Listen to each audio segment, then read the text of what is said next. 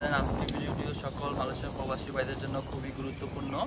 বিশেষ করে যে সকল প্রবাসী ভাইয়েরা ই পাসপোর্ট কিংবা এমআরপি পাসপোর্ট করতে দিয়েছেন, কেননা বর্তমানে অনেক প্রবাসী ভাইয়েরা আমাকে পার্সোনালি বা অনেক সময় তারা জিজ্ঞাসা করে থাকে যে তারা পাসপোর্ট আবেদন করেছে কিন্তু পাসপোর্টটা কিভাবে সংগ্রহ বা কালেক্ট করবে বা কিভাবে তারা পাসপোর্টটা নেবে। সেই সকল প্রবাসী ভাইদের জন্য আজকে ভিডিওটি খুবই গুরুত্বপূর্ণ, কেননা আপনি যদি পাসপোর্ট রিনিউ করার জন্য আবেদন করে থাকেন, আপনি তিনভাবে পাসপোর্টটি সংগ্রহ করতে পারেন।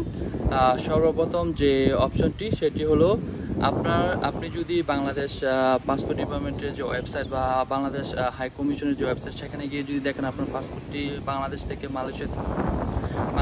মালয়েশিয়াতে চলে আসছে, তাহলে সেই ক্ষেত্রে আপনি ফার্স্ট আপনার যদি ইমার্জেন্সি বা খুব দরকারি লাগে, তাহলে আপনি বাংলাদেশ হাই কমিশনে গিয়ে সরাসরি আপনি আপনার পাসপোর্টটি সংগ্রহ করতে পারেন। তবে এই ক্ষেত্রে একটি বিষয় হলো, আপনি যদি ই পাসপোর্ট করে থাকেন আর ই পাসপোর্ট যদি সংগ্রহ করেন, সেই ক্ষেত্রে আপনাকে এই ই পাসপোর্টটি নিয়ে এক্সপার্ট সার্ভিস কুয়ালালামপুর অফিসে গিয়ে অ্যাক্টিভ করতে হবে।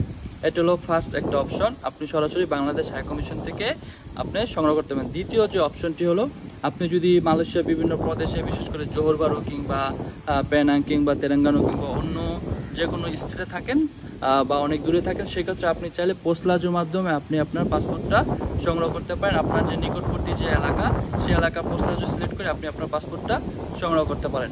আর 3 নম্বর যে অপশনটি হলো, আপনি যদি চান বিভিন্ন সময় বিভিন্ন মাসে বাংলাদেশ হাই কমিশনের যে পাসপোর্ট ডিপার্টমেন্ট, তারা বিভিন্ন প্রদেশে কনসুলার সেবা প্রদান করে থাকে, এবং সেই ক্ষেত্রে আপনি একটি অ্যাপয়েন্টমেন্ট নেবেন এবং অ্যাপয়েন্টমেন্ট নিয়ে সেই কনসুলার সেবা থেকে আপনি আপনার পাসপোর্টটা সংগ্রহ করতে পারেন।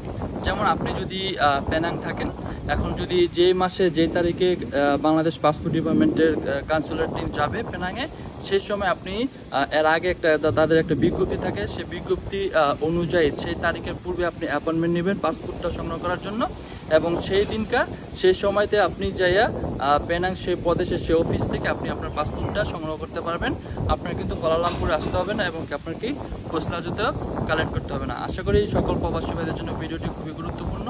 আর সকল প্রবাসী ভাইদেরকে জানানোর জন্য আপনারা অবশ্যই ভিডিওটি শেয়ার করবেন। এছাড়া আপনার যদি কোনো কমেন্ট থাকে বা প্রশ্ন থাকে, অবশ্যই আমার ভিডিওটি কমেন্ট বক্সে কমেন্ট করবেন। ধন্যবাদ সবাইকে।